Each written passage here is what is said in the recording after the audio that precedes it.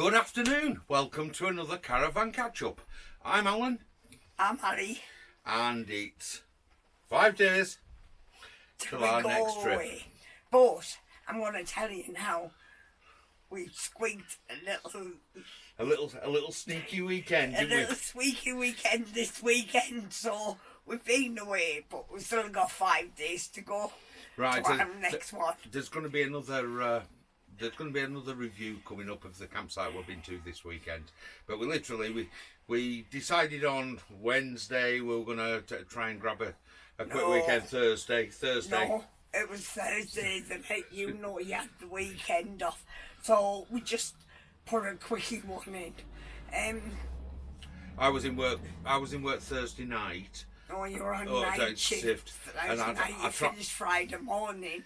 I tried to book a quick site and I forgot to put the car registration in, so that didn't go through. So Friday morning we were kind of hunting round and we managed to get a club site not too far away. It's about an hour down the road, which gives us a run out with the new car, which is absolutely fantastic. So we've just a quick update. We got the Honda CR-V with 1600 diesel. We've put the eldest Avanti on the back, and it tours a dream, doesn't it? Oh yes. What a difference from the Renault. The Renault. What a difference. But the campsite we've been on, we've realised it's just an overnight stop campsite, really, isn't it? Yeah, but we'll leave that for the review. Yeah. And that'll come out probably on Tuesday, possibly Wednesday, maybe Wednesday, because of work commitments and other things. Yeah. But anyway, what we wanted to talk to you today about was which site is best for you.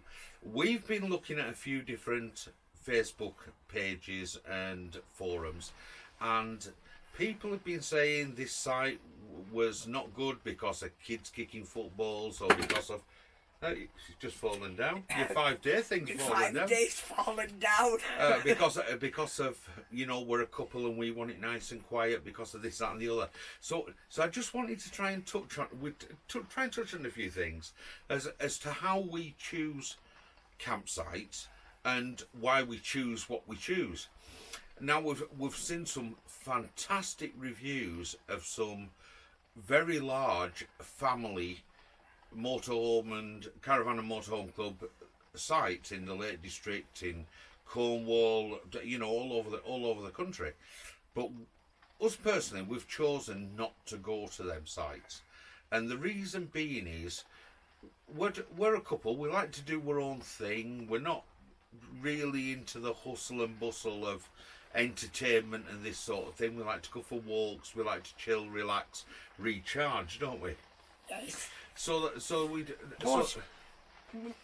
not into kids because I've got grandkids and you've got a bro with grandkids. So we're not into kids, but when we're away, we like to chill out. Yeah, the kids' sites are, they're great for families, and for us, we've been there. The kids have been grown up when we've taken them away caravanning, and we've taken them to sites where they've got the play parks and the entertainment, and that's what you need when you've got kids. But when you get old, we kind of want to go on the sites where you've got a massive pitch, we can put the awning up, you've got the nice rhododendron bushes and the manicured lawns and all the rest of it. And kid parks. And that's our thing. And I'm not going to say it's a gripe, but it's something we would like to see from campsites to put on either the websites or in their brochures. And it is this: if you go to a hotel, it always says this hotel is good for families, this hotel is good for couples, this hotel is good for relaxing. Now maybe they should do it for campsites as well. Maybe they should say this site is good for entertainment, this site is good for walks here, there, wherever, this site is perfect for an overnight stop, because that's the thing with the site we've just been to, isn't it? Yeah. We pulled up at the site and the first thing it said was no tents, and the next thing it said was no visitors. So you then start to think, well, what is this site all about? And because it's Caravan and Motorhome Club site, it's got the facilities that all the other ones have got. It's got a fantastic reception. It's got absolutely brilliant people that are wardens there. It's got all the facilities, the washroom, the dishwasher, the toilets, that everything's perfect, clean, pristine, spot on, isn't it? It's an overnight stop. It is brilliant, but it's an overnight stop if you want to go further up the north to Scotland and do your visiting around the lakes. It's an overnight stop. And that's something we would like to see on the website and in the brochures. This site is perfect for Overnight, because families, yeah, because or just adults. yeah, whatever it's best for, that's something that they really should say to people. And a couple of people we spoke to on this site this weekend was, you know, how far we want to go for a walk. How far is it to the nearest shop or the nearest pub? And it was like, You got to take the car. it's 3 miles to the nearest pub. It's 4 miles to the nearest shop. So you've got to take the car. And they were like, well, we've got a motorhome, we're all set up. Because the site's not level, we've got our ramps on, we've got our electric plugged in, we've got everything sorted to stay overnight, and we're only here for 1 night or 2 nights. We can't be taking everything down just to go and get a loaf of bread. And because it was like an overnight stop site, there wasn't a shop on site. The reception was purely a reception, so you couldn't go in there and buy bread or milk, or even if you needed let's say an electricity cable because yours wasn't long enough, you couldn't go into the shop to buy it, where some sites are absolutely kitted for that. They've got loads of stuff. This site wasn't. And I think the Camping and Motorhome Club, I don't know about the other club because we're not members, we've never been to one of their sites, but I think it would be nice if they just said to people, you know, this is exactly what you're getting. The other thing was, the site was tiered because it was kind of on the side of a hill, wasn't it? I'm going to say about the motor things not working to get us up the bank. We'll come on to that in a minute. But because we've always tended to stay to either tranquil park sites, and we love them because of the layout more than anything else, and the fact the pitches are pretty much perfect. They're very level. And all right, do we pay a bit more? No, probably not. They're about the same sort of prices. No, we don't pay. They're not silly money, are they? No. And if we're not there, we tend to stick to the CLs. And CLs are predominantly on working farms, aren't they? Well, the ones we've stayed at are. So they're all fairly level as well. But this, we don't mind working farms. no, they're a bit mucky at times, and maybe the access road isn't perfect, but you know, you get what you get, and you pay what you pay, and that's fine, and we like that.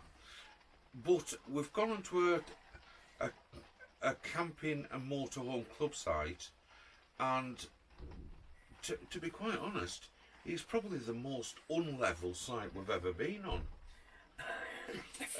So because we got there late, because we kind of went after work, And it was paying down with rain. it was chucking it down with rain. We come to the site and say, all we've got, and they said, all we've got left is grass pitches. Fair enough, such is life. But we pulled round, and we're on a pitch where we're probably about a 20% incline. So I've got to reverse the car up a 20% incline and put the caravan onto grass. Well, reversing the car up the tarmac was fine. Once we'd actually got it onto the grass, it was time to set the caravan off and move it with the motor mover. But the grass is, you know, the rain we've had over this last few weeks. The grass pitches are sopping. The motor moving. Didn't want to play. Didn't want to play at all. So I put the motor mover on, turned it on, started to move it, and all it's doing is spinning the wheels of the caravan. The caravan's going absolutely nowhere, is it? So we've taken what was a really nice piece of grass, and we've put 2 channels of mud down it, reversing the caravan back just to get the A-frame well and truly off the road. The roads were narrow, so we had to get fairly far back because of the fact people needed a swing if they were coming around with a double axle caravan or a long outfit. We need to get so people could get past. And so, a little bit disappointed there with the Caravan and Motorhome Club site. And this particular site was our very first site we've visited, and it's probably one we won't go to again. No, unless they give us one down the bottom. We should have known, to be honest, because we were only an hour from home, so No, we know. Quick, because we couldn't get one We're re- because of yeah. your work things the way let you know. I just wanted to go away for the weekend and chill. Yeah, and the and I COVID have thing. chilled on my 10 hours kit. And it was the COVID thing, and we couldn't get a pitch, and most of the sites were booked up, and we didn't want the hassle, so we just opted for a club site because it was easy to see availability and just book it.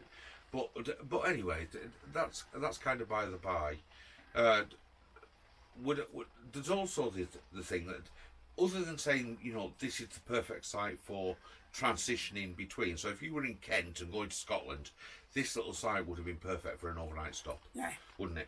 Absolutely spot on. definitely. Because definitely. you can put up with the fact that you're not going to be 100% level. You can put up with the fact that, you know, that you've not got a site, shop and amenities are a million miles away. And the other fact was, it was basically on the junction of the A1M and the A66. Now, but living where we live in County Durham, we should have known. The A66 is an east-west trucker's route, 24 hours a day, 7 days a week, 365 days of the year.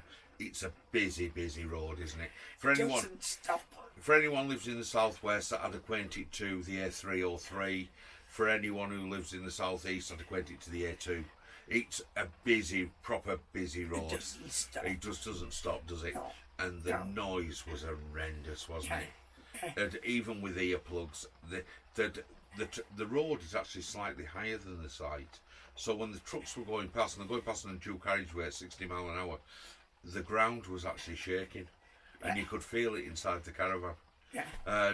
And I think these are those little things that, when people are describing sites, they really should have a moral duty, if nothing else, to tell you about.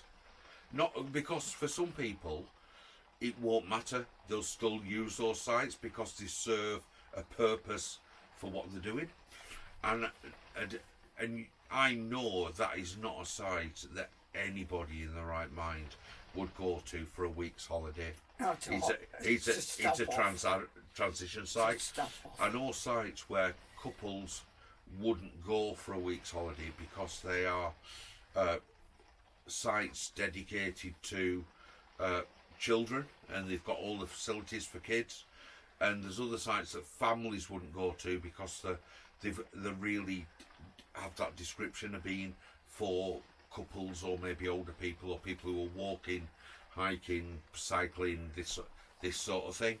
So that it's not really a gripe. It's just we just wish that We're just letting you know. yeah, letting you And I mean, if you do pull up there for a couple of days and you want to go into Richmond, just make sure you've got some money for your parking. well, that'll come up in the review thing. We'll mention more in that in the next video. She thinks work. But there's, as well as the sites being for the purpose they are, we're great believers, and it's something I put on a Facebook post earlier today, was everybody who goes away in a caravan deserves to have the holiday that they want, and we all have different ideas of what holidays are all about. So, and we have different priorities, don't we? Different means, different priorities, yeah. So why should people not be given the information to allow them to have the best holiday that they can have on the site that they go to? Information is power. Information gives you that ability to make informed decisions, and I really would like sites to be more informative, and even if it means that they have to put extra sections on their website. We a couple, we travelling. We've got grandkids, but our grandkids don't come with us. But we travelling as a couple. But if we ever got to a site and it had park facilities, I would do a blog and let you know it's got children's park facilities. I wouldn't not let you know because we a couple. I would let you know in case you're a family travelling and you want to go to that campsite. So this is kind of a little thing out to those vloggers, isn't there? You know, there's some really big channels out there. So please, when just let us know when you're doing those vlogs, because the first thing we take to when we're looking at a park we take to YouTube. Is to say, look, this site is perfect for families. Yeah, and please, for the Caravan and Motorhome Club, and also for the for all the site owners, you will do yourself a great service by targeting your site to the people you want to come and stay there. If you want families to come and stay, and you've got a family site, you're not going to get bad reviews. If you're a family site and you're targeting to everybody, and you get old buggers like us, where there's kids kicking footballs around, riding bikes, music playing loud till 11 o'clock at night, way, like. then that's basically the review's going to be set accordingly, isn't it? We're not going to. So let's get this into a win-win for everybody. Because I think that, like I've said, everybody deserves the best holiday they can have in their caravan. And the more information we can give to people, the better things are going to be. Anyway, that's not a rant. That's actually to sort of say, it's give us a lot of information for when we're going to start putting our vlogs together to say to people, this is how we're going to do our vlogs. It's gonna be, if we're on a site with no kids facilities, we're gonna tell them that. Yeah.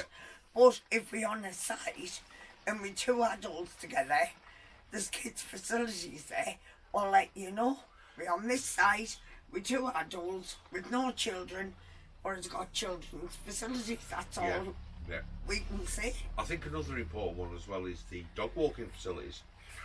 One thing we've noticed is a number of camper vans and motorhomes that were on the site today, and all of them seem to have little dogs, which is great. Westies mainly. Westies. I think we've been to the land of the Westie, haven't we? Yeah. All little white Westies.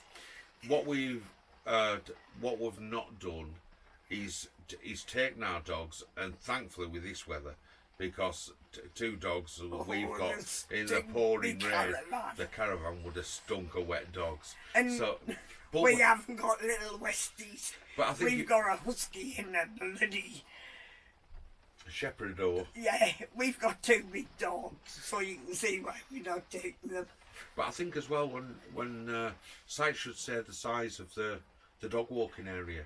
There's lots of sites that just have a square where you let your dog off, or a run, which is the site we were on this weekend. It was only about 100 metres, wasn't it? Yeah. Of up, down, and a dog being in the middle, which is it's great if you've got a small dog. You know, we used to have a little Yorkshire Terrier, which was, and that would have been ideal for her, just to have a little bit of a run round, do a bit, and all the rest of it, and then. But if we'd have taken the husky wants to walk for 3, 4, 5 miles.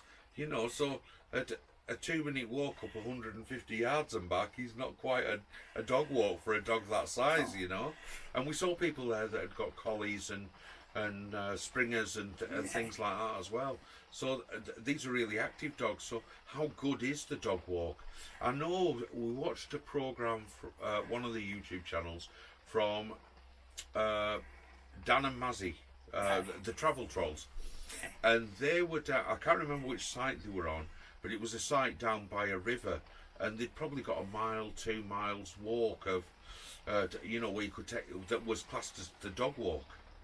and that's ideal for big dogs, isn't it? But Yes. it's also suitable for small dogs. But some of these sites only have tiny dog walks that are really suitable for small dogs and not large dogs. So again, I think that's something that we're going to take on board when we're doing site reviews, to let people know what we think and give people as much information as we can. Because like I said, the websites don't tell you at all, do they? No. Right, on that note, Go in. we're going to go in because it's chucking it down with rain again. We're sat in the caravan. We've literally had the time from getting up this morning to packing the caravan up and driving home where it's not rained, and the rest of the time it's just rained since Friday, hasn't it? Yeah. Non-stop. We're going to go anyway, guys. Yeah, go and get a glass We're of going to wine. say ta. Bye. If you like us, give us a fun one. Right, take care, stay safe, and we'll see you in the next one. Bye. Ta-ra. Right.